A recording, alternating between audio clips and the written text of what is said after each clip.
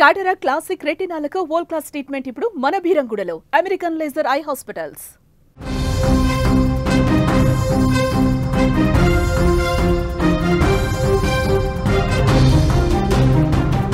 విజయవాడలో ఒళ్ళు గగుర్లు పొడిచే దారుణ ఘటన వెలుగు చూసింది. ఊర్మిళ నగర్లో నివాసం ఉండే ఒక వృద్ధురాలిని అత్యంత కిరాతకంగా ఆమె సొంత అక్క కొడుకు హత్య చేశాడు. అంతేకాదు ఆ మృతదేహాన్ని ముక్కలు ముక్కలుగా నరికి వేరువేరు ప్రాంతాలలోని మురుగు కాలువలలో పడేసినట్లుగా పోలీసులు తెలిపారు. ఈ ఘాతకంలో మైనర్ అయిన అతడి కుమారుడు కూడా సహకరించడం మరింత కలకలం రేపింది. విజయవాడలోని భవానీపురం ఊర్మిళా నగర్లో ఆ వృద్ధురాలు నివాసం ఉంటున్నారు. ఆమె నివాసానికి దగ్గరలోనే ఆమె అక్క కొడుకు కూడా తన కుటుంబంతో కలిసి ఉంటున్నాడు. గత కొద్ది రోజులుగా భర్తకు అతడి భార్యకు గొడవలు జరుగుతున్నాయి. ఈ గొడవలతో విసిగిపోయినటువంటి భార్య తన పుట్టింటికి వెళ్ళిపోయింది. అసలు తన భార్య వెళ్ళిపోవడానికి కారణం వరుసకు పిన్ని అయ్యేటువంటి ఆ వృద్ధురాలే అని ఆ అక్క కొడుకు పగ పంచుకున్నాడు. ఎలాగైనా ఆమెను హత్య చేయాలని నిర్ణయించుకున్నాడు. దీనికోసం పక్కా ప్లాన్ సిద్ధం చేసుకున్నాడు. ఆ ప్లాన్ని అమలు చేశాడు. అక్టోబర్ 1వ తేదీన బుధవారం నాడు నిందితుడు మాయ మాటలు చెప్పి వృద్ధురాలని తన బండిపై ఎక్కించుకొని ఇంటికి తీసుకువెళ్ళాడు. అప్పటికే హత్య కోసం సిద్ధం చేసుకున్న పదునైన ఆయుధాలతో వరుసకు పిన్నైన ఆ వృద్ధురాలిపైన తన మైనర్ కొడుకుతో కలిసి దాడి చేసి దారుణంగా చంపాడు. హత్య చేసిన అనంతరం మృతదేహాన్ని ముక్కలు ముక్కలుగా నరికి తల, కాళ్ళు, చేతులు, మొండెం భాగాలను వేరువేరుగా చేసి 2 గోనె సంచుల్లో కట్టారు. ఆ తర్వాత ఆ సంచులను వేరువేరు ప్రాంతాలలోని మురుగు కాల్వలలో పడేశారు. మొండాన్ని విజయవాడలోని బొమ్మసాని నగర్లో పడేయగా తల, చేతులు భాగాలను విజయవాడ అక్కనిసన్ స్కూల్ సమీపంలో పడేశారు.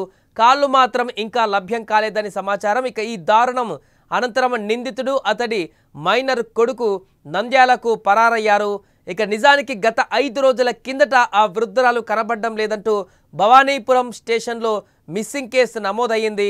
దీంతో ఈ ఘటనపైన విచారణ చేపట్టిన పోలీసులు సీసీ కెమెరాలను పరిశీలించారు. దీంతో అసలు వ్యవహారం అంతా కూడా బయటపడింది. వృద్ధురాలిని చంపింది అక్క కొడుకేనని తేలిపోయింది. మృతురాలి శరీర భాగాలను ఒక్కొక్కటిగా సేకరించారు.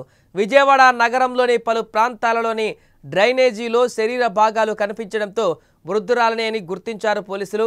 కానీ కాళ్ళు మాత్రం లభించలేదని సమాచారం. ఇక హత్యలో మైనర్ అయిన కుమారుడి సహకారం ఉండడంతో 2 నిందితులను నంద్యాలతో పోలీసులు అక్కడ అదుపులోకి తీసుకున్నారు. నంద్యాలలో ఇక విచారణ చేపట్టారు. ఈ ఘటనకు సంబంధించి లోతైన దర్యాప్తు తర్వాత మరిన్ని వివరాలు కూడా వెల్లడించేటువంటి అవకాశం ఉంది. ఏదైనా కానీ సొంత పిన్నిన ఈ రకంగా దారుణ హత్యకు గురి చేయడం, ఆ తర్వాత ముక్కలు ముక్కలుగా శరీర భాగాలను విడదీసి మరి మురికి కాలువలలో పడేసినటువంటి ఘటన ఒక్కసారిగా అక్కడ కలకలం రేపింది. చుట్టుపక్కల ఉన్నటువంటి స్థానికులందరినీ కూడా తీవ్ర భయభ్రాంతులకు గురి చేసింది.